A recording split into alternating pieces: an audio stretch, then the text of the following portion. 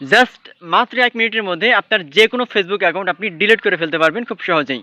So কিভাবে আপনার Facebook account আপনি চিরতরের জন্য আপনি ডিলিট করবেন চলুন আমি দেখিয়ে দিচ্ছি। ফার্স্টে আপনার ফেসবুক ওপেন করবেন, করার পরে উপরের দিকে 3 লাইনে ক্লিক করবেন, তারপরে আপনার ফোনের নিচের দিকে সেটিংস এন্ড প্রাইভেসিতে ক্লিক করবেন, তারপর আবারও সেটিংসে ক্লিক করবেন, ক্লিক করার পরে উপরের দিকে পার্সোনাল ডিটেইলস লেখা থাকবে আপনি ওখানে ক্লিক করবেন, আবার পার্সোনাল ডিটেইলসে ক্লিক করবেন, তারপরে অ্যাকাউন্ট ওনারশিপ কন্ট্রোল এখানে ক্লিক করবেন, তারপরে ডিঅ্যাক্টিভেশন এন্ড ডিলিটেশন এখানে ক্লিক করবেন, ক্লিক করার পরে ফেসবুক আপনার যে অপশন প্রোফাইল অপশন ওখানে ক্লিক করবেন, তারপরে ডিঅ্যাক্টিভেট অ্যাকাউন্ট বা ডিলিট লেখা আছে 2 নম্বরে এখানে ক্লিক করে তারপরে এটা কন্টিনিউ ক্লিক করবেন।